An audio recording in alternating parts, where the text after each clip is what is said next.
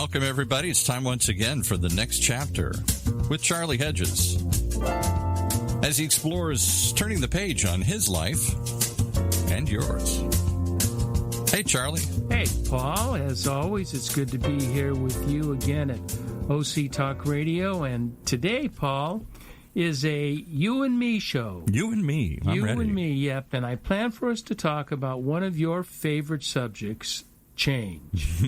Now, I know you hate change, so you're going to be the perfect partner for this important show. But before we begin our subject, I want to give you a public congratulations on your new grandchild. Well, thank you. There was a change that came in my life here. It was just like a week and a half ago? Yes. Actually, my second grandson was born. Little Aiden, little good Irishman that he is.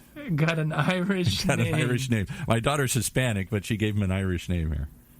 Oh, that's cool. Yeah, I was going to ask how many grandchildren you have. So this is how old is your first grandson? First grandson just turned 6 the same week. So now we only have to have one birthday every year for both of them.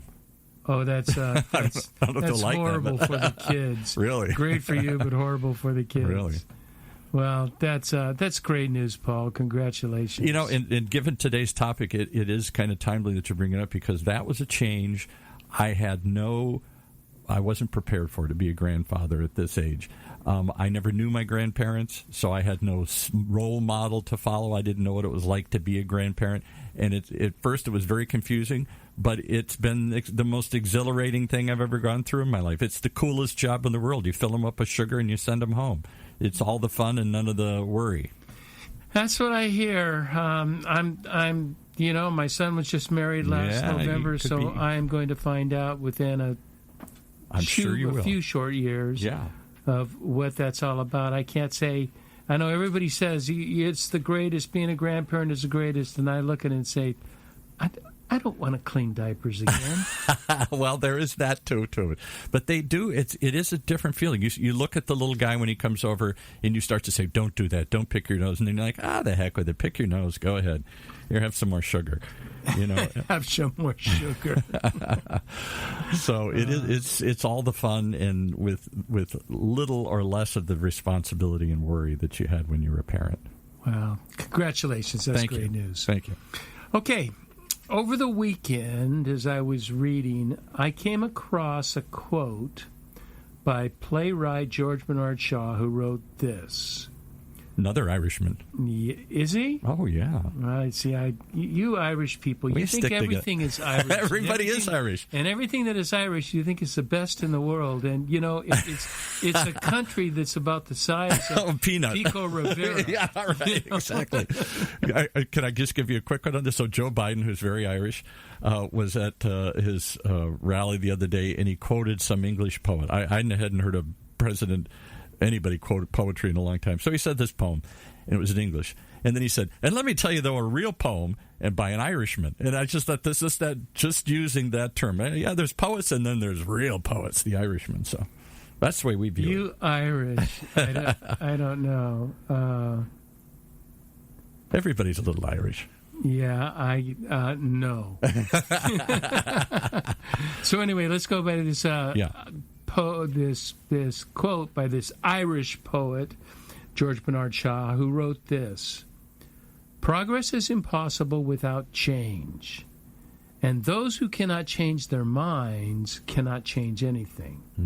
Now, I had a difficult time with the transition between those. It was not really an expected transition, so let's dissect this quote a bit. First of all, Shaw said, progress is not possible without change. Okay, that's pretty obvious. Yeah. Assuming you're an advocate of progress, then you cannot have progress without changing something. That's a flat given. There's no need to debate or discuss that change is necessary for progress, or else it's a status quo. But now, then notice where Shaw goes with the next piece of the quote. And I find it quite unexpected. He says, and those who cannot change their minds cannot change anything. I found it interesting that he talks about changing your mind as a primary element in progress and change. And I really like that idea because I believe that change begins with an internal acceptance of doing or believing something different. But that change begins internally. It does not begin externally. It begins with a belief system. And I want to talk a lot more about changing your mind in just a bit. But before I do, I would like to be clear that our subject for today is what I'm calling deliberate change. Now, change comes in many forms, such as drastic, intermittent, spontaneous, and then there is thoughtful or deliberate change, both of which imply some form of intentionality.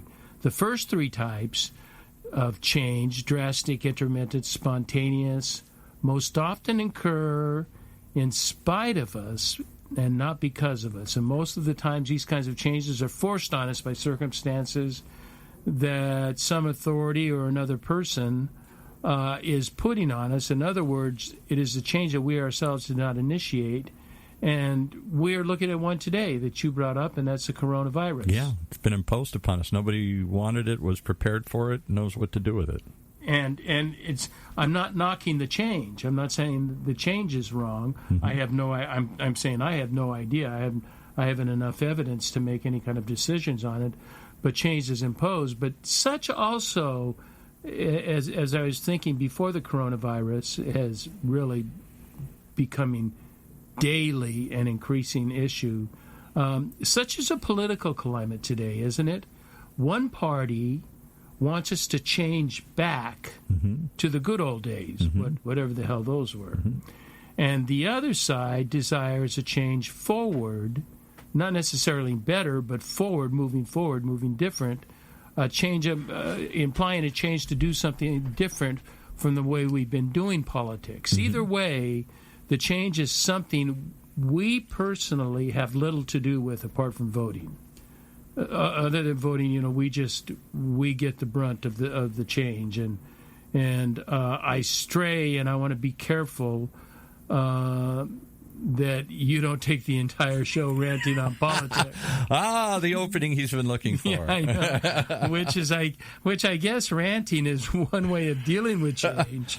It's not very productive, but it is a load of fun. It is a load of fun. It is a load of fun. But back to our topic, deliberate change. Deliberate or thoughtful or intentional change requires at the start. Now, this is I think really important, that this kind of change requires a conscious choice to change one's mind. Let's stop on that for a second, because I'm still trying to digest that. So you're saying I can't change. There's something within me that has to change first. There is some barrier to change built into us. Unless we change our existing mindset, fights change. Is that it? Yeah, unless you're pathologically inclined to change like myself. Like you are, yeah. You seem to embrace change, look change, seek change. But yes, safe because of our, if you look at our Maslowian chart of moving toward enlightenment, the very first level is safety and security, and that that implies no change, right? Yeah, you make change and you impact safety and security, and we have to be ready for that. But this changing one's mind, let me go on with this just a bit, because I really found something interesting on it, that changing one's mind also means repenting, which is odd in the Bible. Did you know that the actual definition of the word repent in the Bible literally means to change one's mind? No. It does not mean to change your behavior or to ask for forgiveness or to pay penance or what do they call those things where they paid money for indulgences? Right. That's not what repent is. Repent. Don't bring us Catholics back into it again. Indulgences. So when John the Baptist went around preaching, repent for the kingdom of God is at hand, he was actually telling the people, change your ways of thinking. because life itself is about to be changed significantly in the near future. And yet you think of repenting as changing your ways of acting. I'm not going to be mean anymore. I'm not going to be negative. I'm not going to do I'm not going to do that anymore. But you're saying it's not just a behavioral change, it's a mind change. It's a mind change. It's an internal mindset change. It's where your whole psyche, your conscious and unconscious. Maybe that's why change is so difficult, because I can change my behavior. I can get myself to get up 10 minutes earlier. I may not like it, but I can force myself to or go out and exercise or do something. But to change my belief, to change my thinking on something, to say, I used to think that was wrong and maybe it's not, that's hard. Why? Good question. I'm trying to think through it myself, but look how set, and the older we get, don't we get more set in those ways? Not all of us. No, you're weird. You do. You're from another planet here or something. But I find more people getting more set in their ways. I certainly have as I've gotten older. It's harder for me to get out of my mindset. And I think that's what's led to this hardening of political views. As our country has gotten older, we're not a younger country, we're an older country. Like many Western countries, our birth rate's dropping, so the population's aging. We're living longer than we ever have.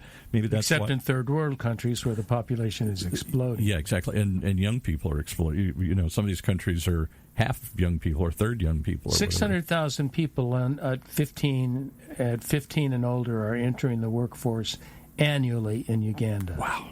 See, yeah. 600,000 people are entering the workforce. And you think of what's the declining birth rate in Europe and Japan, here in the United States, and how the aging baby boomers are living longer. So there's fewer babies being born, older people living longer. That's got to upend that. Yeah, well, you know that I think never thought about the older people. And the reluctance to change goes back to the two words that we used earlier, and that is safety and security. Maybe they have their income, which just became terribly unsafe in the market. Yeah, right. And I'm feeling really fortunate that we're not going to have to tap into ours for probably close to another decade. So good. There will be time to recover from this loss, but. There are those that are depending on that income. Yeah, they need it today or tomorrow. So, but you're onto something here, and I don't know. I've never really thought about it. But what is it about us as we get older? That's one of those accepted truisms. I don't know if it's really true, but we accept that the older you get, hard to teach an old dog new tricks. Hard to change the older you get. You get set in your ways. We've all heard these statements, and I think there's truth in it. Why do we calcify, solidify? Why do we get set in our ways?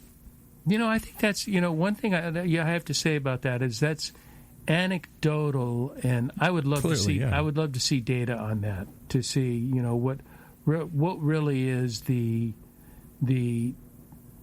change equation of people as they grow older, 50, 60, 70. Because I'm with a lot of people that do like change and do like to do things differently, yet I do know a host that do not, that believe what they're going to believe, and you can't, no matter what kind of evidence you give them, evidence means nothing. Evidence means nothing. But those are not the people I'm talking about today. No. I'm talking about people who understand the need for change, and that change happens either to them or actually for them, that they are, and I want to talk about the change that we initiate ourselves, and that requires an internal determination that dictates our actions and beliefs. Okay. We decide based on a number of factors that our reasoning may be faulty, and that we may need to reconsider and look at the number of things that have totally been reconsidered since 1970 to 2020. I mean, we have women's issues, we have We have gender issues. We have race issues. Gay rights is the most dramatic change I've ever seen the country go through. And women. Women has not been small. No. But I'm just saying in a rapid period of time, we went for... President Obama started off as saying, I'm not sure I believe in that marriage isn't just for a man and a woman. Halfway through his term, he changed. That rapid acceptance of gay rights and gay marriage... Shows my knowledge of politics. He changed from what to what? He started, like nearly every politician, saying that marriage should just be for a man and a woman. That he could not wrap his head around gay marriage. He did not support it. And by the end of his term, he had willingly admitted he changed. Good. That's not something most politicians do that quickly. And whether he did it willingly or under pressure or saw the handwriting on the wall, I don't know, good, bad, or whatever, what went on in his mind. But I think that, you think of how long it took for civil rights or women's emancipation, which is still in many ways still going on. I thought we'd fought this battle, and here we are in the Me Too movement all over again. I thought that's fading. Yeah, but I'm just saying, with these issues that I thought had been fought for and addressed a long time ago, companies had sexual harassment policies and stuff in place. Suddenly, but they weren't following them, or they weren't adhering to them. Well, they weren't believing them yet. Yeah. And after a couple of lawsuits, you start believing. Yeah. So here's my point to change. Does change come, change in your mind, in yourself, what is the epiphany? What is the triggering event?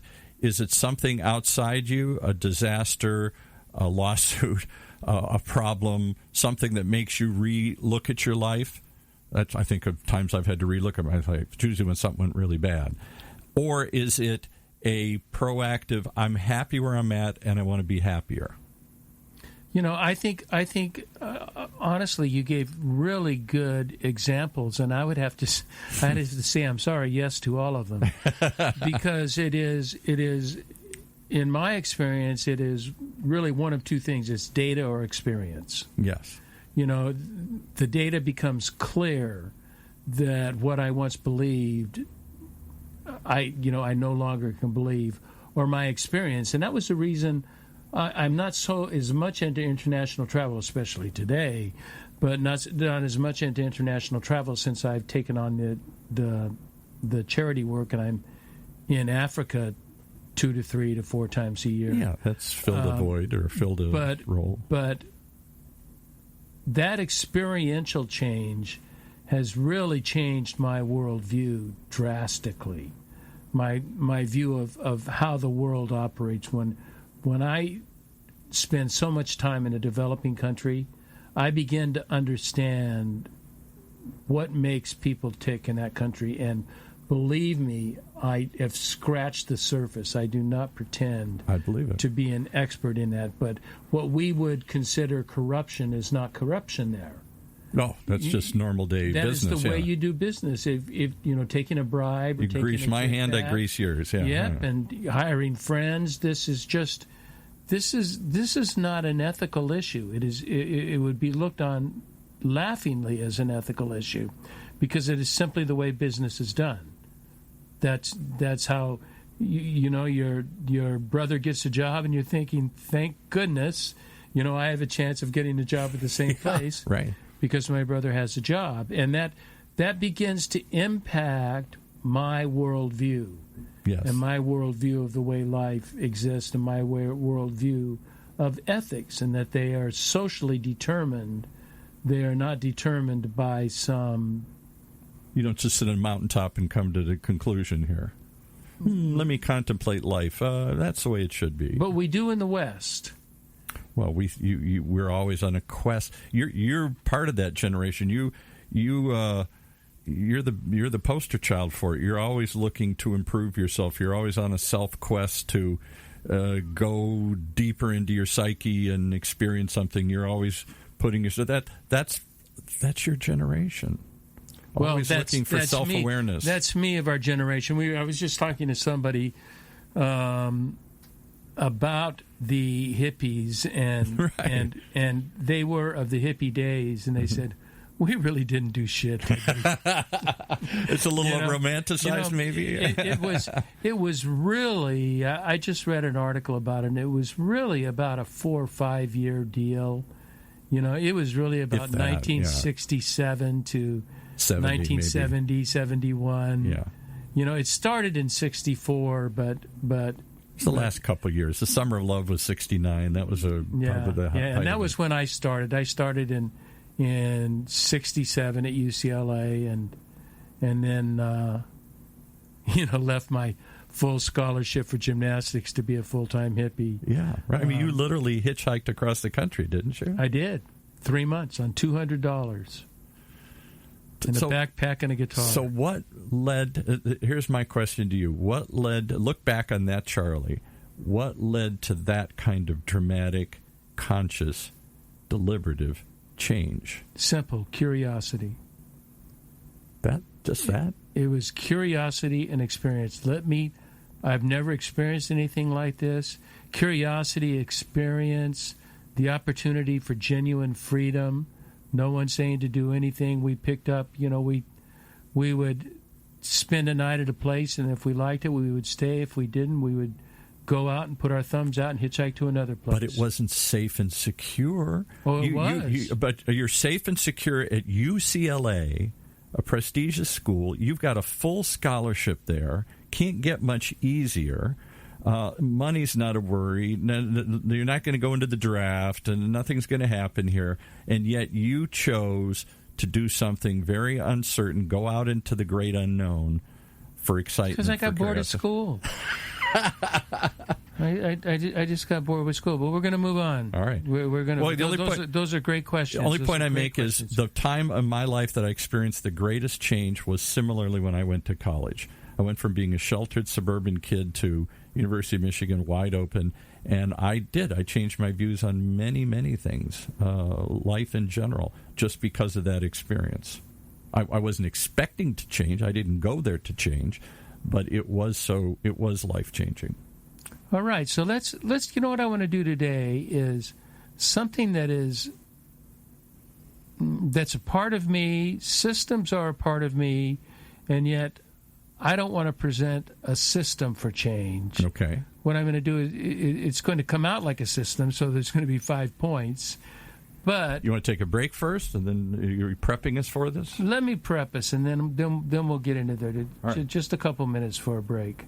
What I want to do is for the remainder of our time to discuss some elements or stages of deliberate change and changing your mind. But please, I ask the audience to keep in mind that although I present these as stages in a process, any one of them can be applied at any part of your process. So I would prefer that you look at Paul and my chat as ideas, not necessarily a system.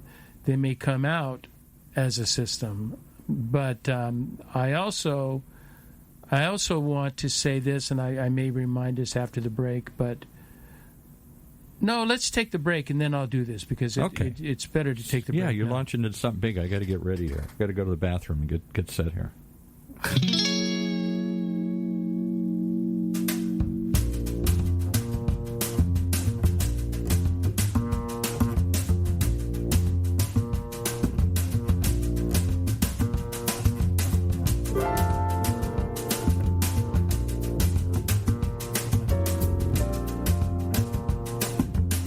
Listening to Charlie Hedges at The Next Chapter with Charlie, and I am talking to producer Paul about deliberate change. And we have covered the difficulty of old people changing their mind, which is Paul, and young people which change their mind easily, which is me, although I'm older than Paul. So only physically. Well, mentally, I got you beat here. Right? I'm an old soul here. You're a young hippie at heart. I think I am. Now, as I said just before the break, that I would like our listeners to look at this as ideas, not necessarily a system, although they're presented as stages It doesn't. You can break the stage and do things out of order. It doesn't make a difference. These are just ideas, but they tell well as stages. Now, to help us in the process, I'm actually going to do what producer Paul has been wanting me to do for forever, and I'm going to use a story as an example. We're turning into an Irishman here. All right. We are not turning into Irish love stories. We have not turning into an Irishman. You're not going to get me to have a pint and sing a song.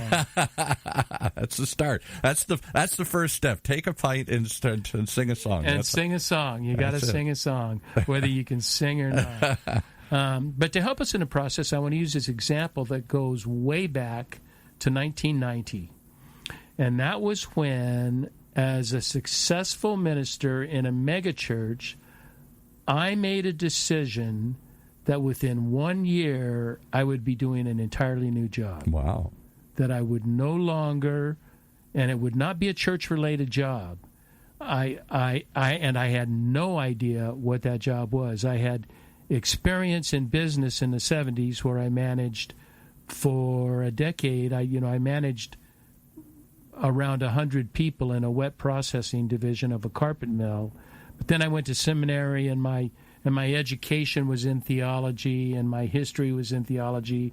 I didn't know, how that was going to impact, how I was going to get into the business world if my resume would allow that. No, I got to stop you because the whole world is screaming to know. Why did you make that decision? Do you remember when you made it, and why did you make it? Why change? You'd gone to school. You'd become successful. Why change? I'm silent because I'm debating on how much of the truth I tell. We want all the truth. We want to hear it all. I just was not hardwired to be a minister of a church. I discovered I went to seminary for 3 years, got my degrees. That's a lot of effort, right? And and I entered the ministry to preach, teach, counsel, baptize, marry, bury, and I found out that was about 15% of my job. Oh, yeah? Okay. The rest of my job was administrative because I had so many. It was a mega church. I had so many people that I was responsible for. I was responsible for training and leadership development, small groups. I had over 260 leaders that reported to me. Wow. And I was in charge of single adults ministry that had over 1,000 people, 300 to 400 people would show up every Sunday to listen to me ramble on. And that was, the preaching was fine. But then it was just, when you're doing that, you're managing, a singles groups. I was managing freaking dances, that we got to do dances. Of course, yeah. Like, what do I care Social about? Director. Yeah. What do I care about being? Yeah, that was it. I felt like a cruise director, and it was just not me. And then there were just things about the church that were not me that. But was there an epiphany, a breaking point when you said, this is it, I can remember the night I came home and threw it down the thing and said, or was it just a gradual, at some point I just knew? It was like a breaking point, but I can't tell you what the breaking point was. I can't tell you any event or circumstances that led to it, but it was really quick. It was within a week where I just said, I had gradually been coming to it, Paul, where I was growing weary of being an administrator. And I said, if I'm going to be an administrator, I'm going to get paid for it. You don't get paid for it at a church. Right. The kind of work that I was doing, I could get paid for in the corporate world. And it turned out that the job I ended up with paid in 3 days what I made a month in the church. So, I mean, I fell into a lucrative thing, but we'll talk about that later. But I just decided it was time to change. I no longer fit in the church way of thinking. There was a lot of things. My theology was changing. There was a lot of factors, but it became just really obvious with all those factors. Okay. I needed to make a change. So let's start with what are the stages or steps of change, of making a deliberate change, intentional change. This is something that you have decided to do. This is not something that forced upon you. I get fired or something. This is like getting fired, divorce, right. Coronavirus, all of that. And it begins with an acknowledgement of a faulty belief system. I think the starting point is acknowledging that perhaps your presuppositions or beliefs may be faulty. Alan Jones once made a great quote in a book that he wrote, a journey book, and he wrote, "Most of us have secondhand beliefs." And I have never forgotten that quote. I read it 30 years ago. And the quote is so true because most of us believe what we're told to believe. And especially in churches, we believe whatever the pastor tells us to believe without really researching and pondering, what do I believe in my core self? And so that leaves lots of room for faulty thinking because I have not really analyzed it, not determined it, not made the decision based on data and evidence that I have thought through. I've just allowed those decisions. And we discover our faulty presuppositions based on new data, that we get new information, like you talked about Obama and gay marriage. I'm going to say that he got new data and new experiences, and it said, I'm going to change my mind. No, perhaps it was a totally political decision. I don't know. I'm not going to go there. I don't either. But I will take it dramatic, as a human. And it was public, and it took place in a short period of time. But he got new data. He talked to some people, new experience, and came out and said, my beliefs were wrong, which, I'd really admire the guy for doing that. I love telling people, don't believe what I say today because I can change my mind tomorrow. Right. If someone were to give me new data. So let me give you some new data here. Let me just challenge you on that. So you've talked about, I think you said once a long time ago, if you'd been born in another country, would you still be a Christian? Nope. Yeah, you might be a Muslim or a No, Buddhist. if I was born in Iraq, I might be a Muslim. I would be a Muslim. Yeah, and that would be your worldview, and that's what you're raised to believe, and you would. I think that's true of most of us. I don't think most of us, we either abandon our views and become sort of a mishmash of nothing, which is happening more and more, but I don't see very often that people say, I was a devout Catholic and now I'm a devout Buddhist. I don't think that happens too often. I don't think we get to that point where we suddenly sit down and say, all right, let me take a rational look at both worldviews here. And yet I think that's absolutely essential, and that's what I have done in the last especially decade. I have researched other religions, especially Franciscan Christianity and Taoism in China, in Eastern thought, and it has significantly impacted my views on Christianity. It has not taken me away from Christianity; it's just added to it. It's added new information, added a fulfillment to it that I had one narrow way of looking at it, and now I have a much broader stance, a much more open world view. And that came through, again, data and experience. Data, doing the reading, and then experiencing these things. And that came to, all of my I have gone from a conservative, and what do you call them in the human justice systems of gender issues, racial issues, sexual orientation issues, health issues.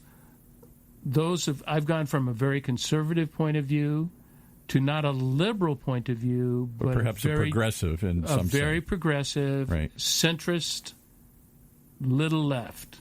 Centrist, just little left. You've moved, right. Yeah, but that was because of information, and I've changed my mind on that.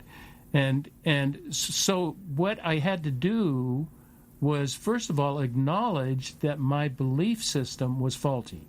Well, even before you acknowledge it, you have to recognize it. You have to say, you have to question it.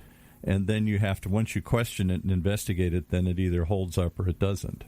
I always said to my daughter, and I don't think most people go through this, I know she didn't, and I always thought people should. There comes a point in your life, usually when you're a teenager, where you have to start to really decide, what are my core beliefs? In other words, what is I won't compromise on? Will I take drugs or not? Will I have sex or not? Will I cheat or lie or not here? At some point, it's not what you've been taught or told to do, but it's what you know, right or wrong, good or bad. This is me. This is my core, and then at some point when you get new data, like let's just go back to President Obama, gay marriage or something. You know, right. He received new data that he had an intact belief system. Yeah, a strong but belief he system. received new information, received new insight, and acknowledged he had a faulty belief system. Mm-hmm. So you have to say that, you know, when we have secondhand beliefs, we have faulty belief systems. Those are just by nature, because they are not held within ourselves. So then that moves us to the next step. So once you acknowledge, okay, I've got a faulty belief system, I don't know, exactly what I'm going to do with it. I think it goes to the next step, and that is you admit a desire to change. Yes, right. Now, you don't know what that change is going to be, but you admit a desire to change, and that change will impact your behaviors. And this admitting a desire to change is proven so strongly in the first of the 12 steps. I was going to say, this sounds a lot like 12 steps. Isn't the first step you admit you have a problem? Yep, and your life is unmanageable. Right, and the second step is what? I never remember the second step in the 12-step program. Oh, man, don't be asking me the steps. I'm supposed to know the steps. You're supposed to spit them off like... It is to know that I cannot make a change, but there is a power greater than myself. Yes, I need help. That can do it. I like that. I need help. But so I got a problem and I need help. But this is surely admitting that I desire to change is surely a most vital step in this whole process. If I acknowledge that I have a faulty belief system, but I don't have a desire to change, then I'm just admitting that I'm living on a house built on sand, not on rock. And so... can I throw another one in there, though? Yeah. Do you believe you can change? Because I'll bet that's not on your list, but I don't think most people think they can change. If they had a job, were you married at the time that you had made this change? Yes. So you got a house, you got a wife, maybe you got a kid. Some of us start to feel like, I can't change even if I want to. I met a guy years and years ago, I'll tell you my story, at a party. And he said, "You're that guy that does all these things and lives in California." This is back east. I said, "Yeah." He said, "I wish I could be like you. I wish I could change." I was like, "What do you mean?" He said, "I work for a railroad. My dad worked for a railroad. My grandfather works for a railroad. I hate working for a railroad." I'm like, "Well, change." I can't. I got a house. I got kids. I got payments. I got everything. I got a life invested in this.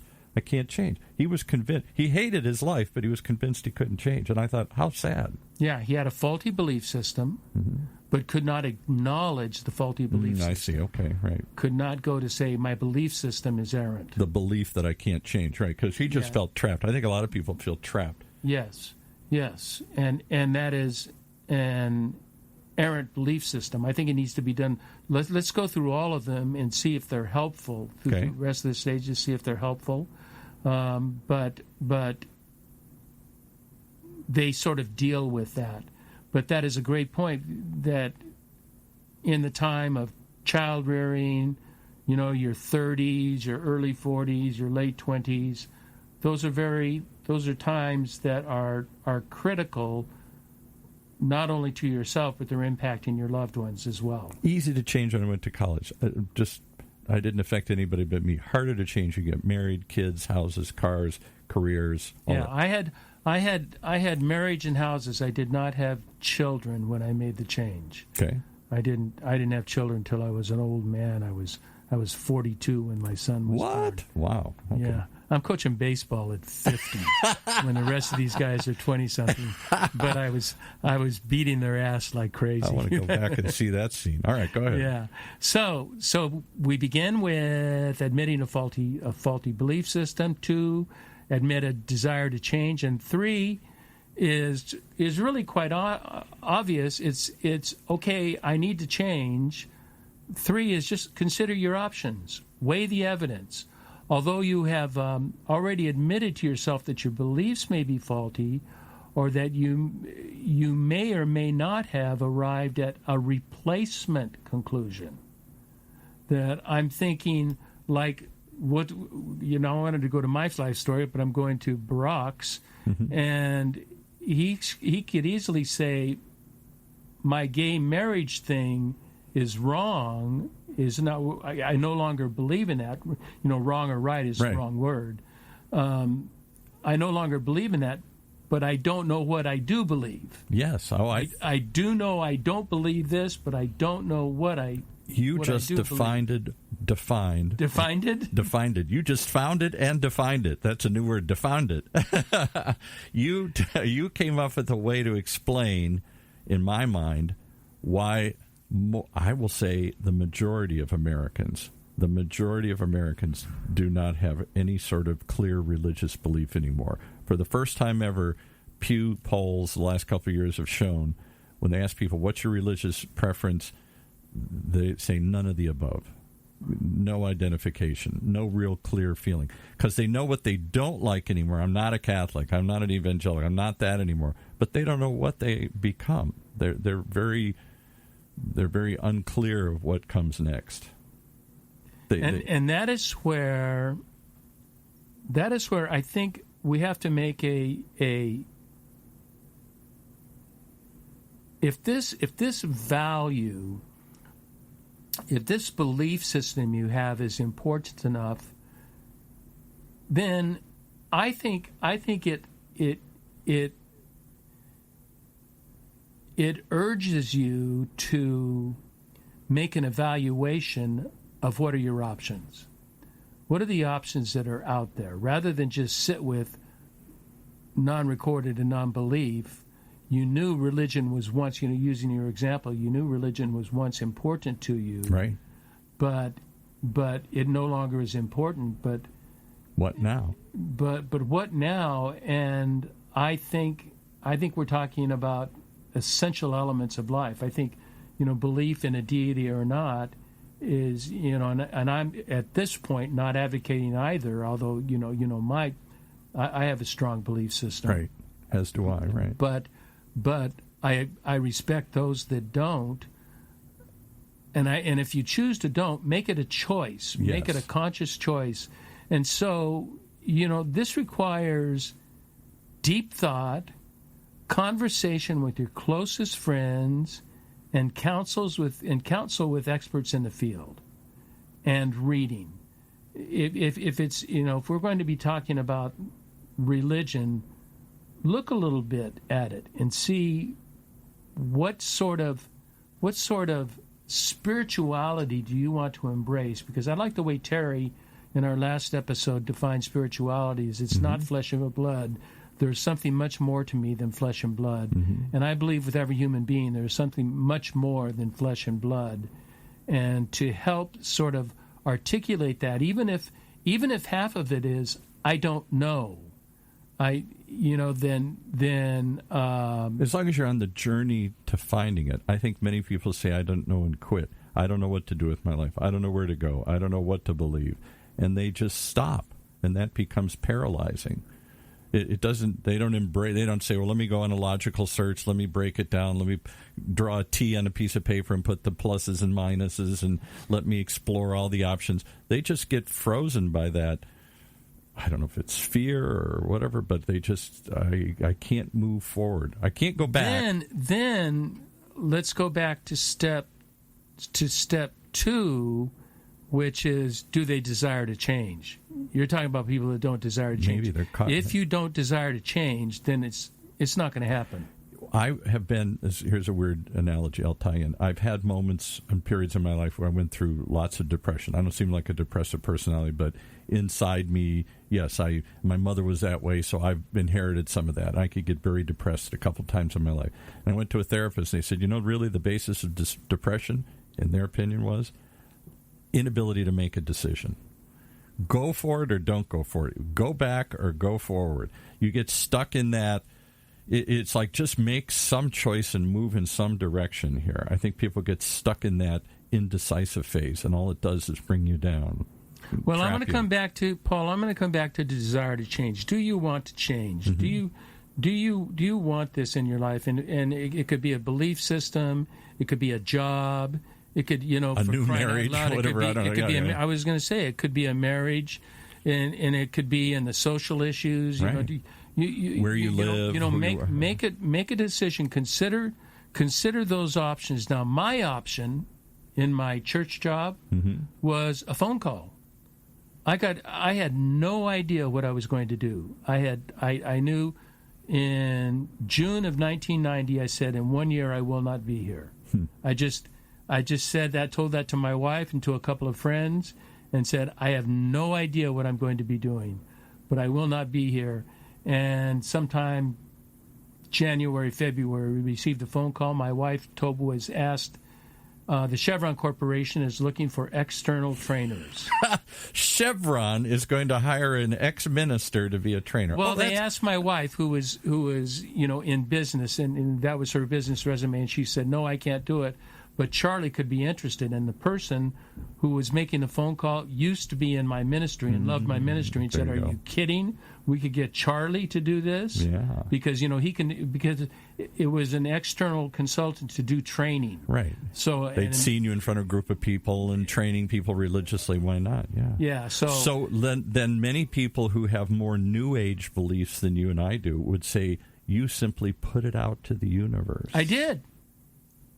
I would say that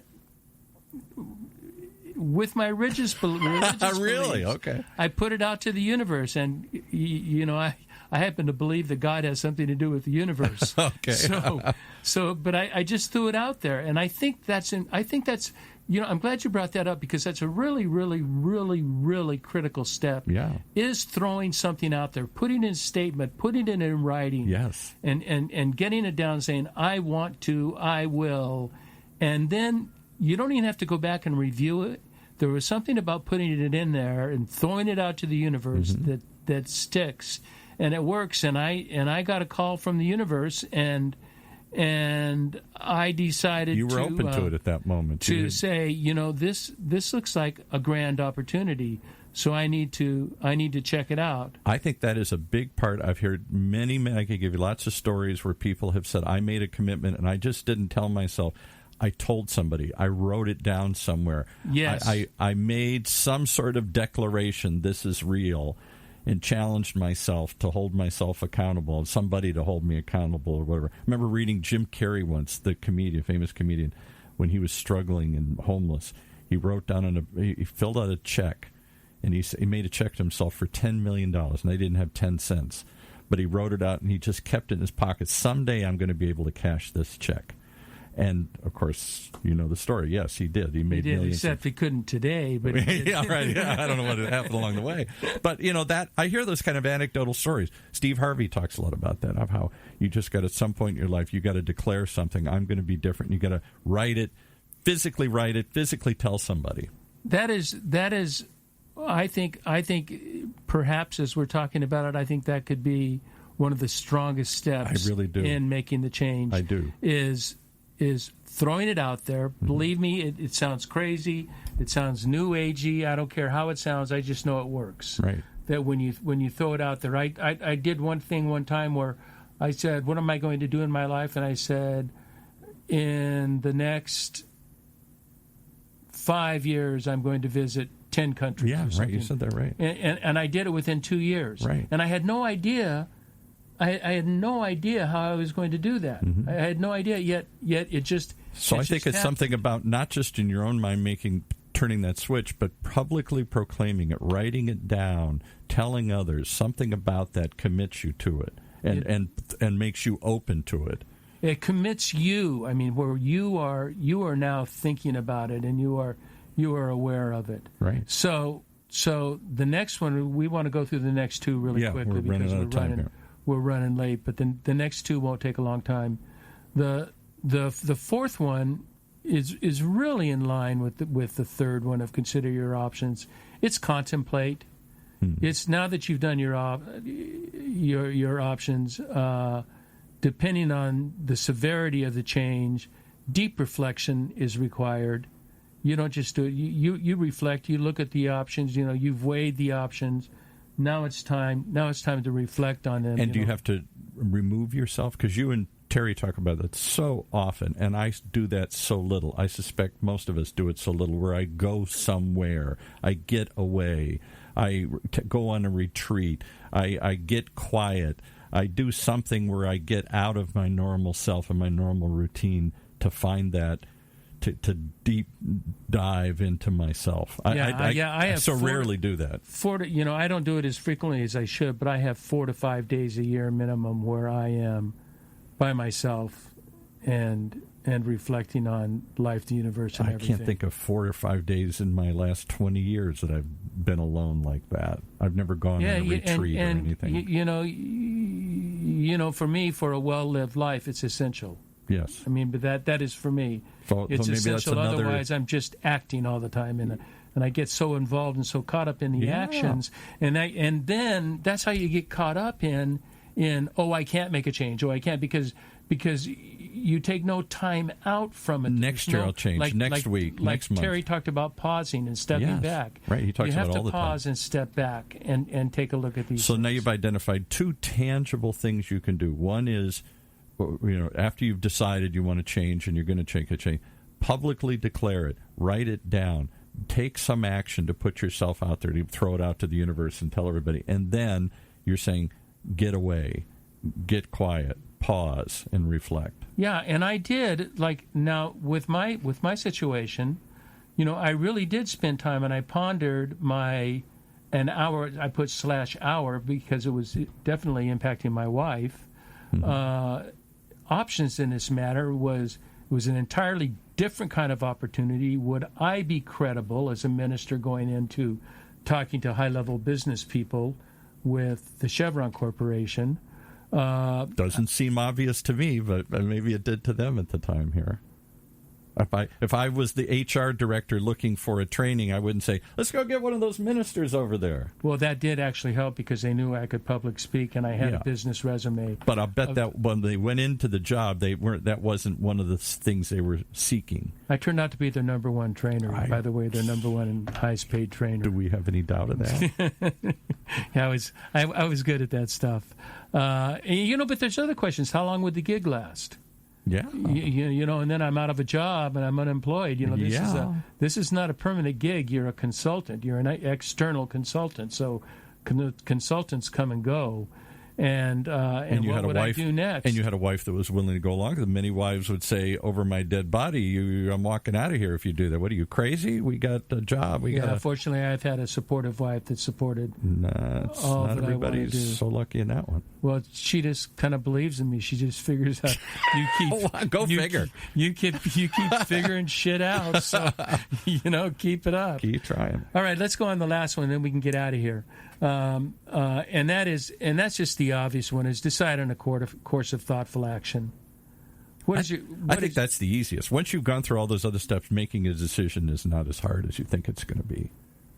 If you've decided to change, if you're unhappy, you don't like what you believe, you've made a decision to change, you've thrown it out to the universe, you've taken steps to investigate it, then you step back and said, am I crazy? Is this really going to do it?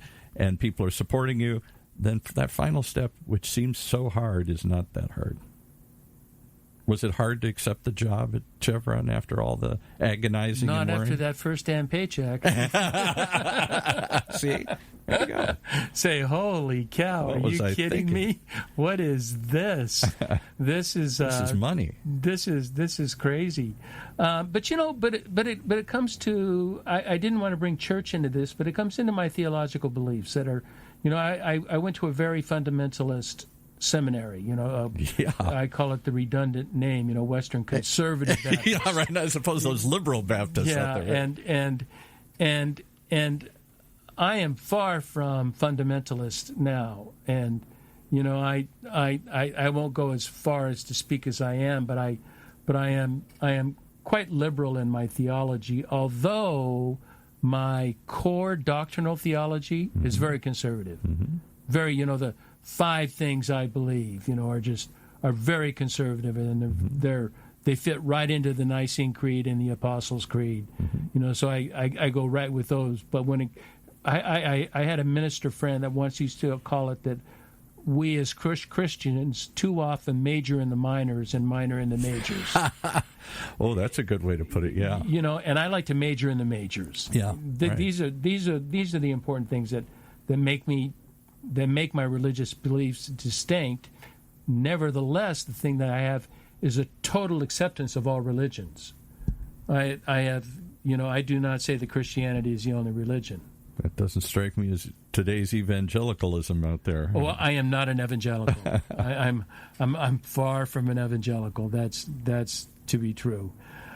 So anyway, let's just wrap this up. And I really would like to encourage people to challenge yourself, to challenge your belief systems, to challenge your core ideals, and see, is there a better way out there? And if you are comfortable and perfectly happy with where you're at, God bless you. That's great. Be there. But if you find that perhaps I may need to alter some of my beliefs, I hope we've given you some ideas to do that.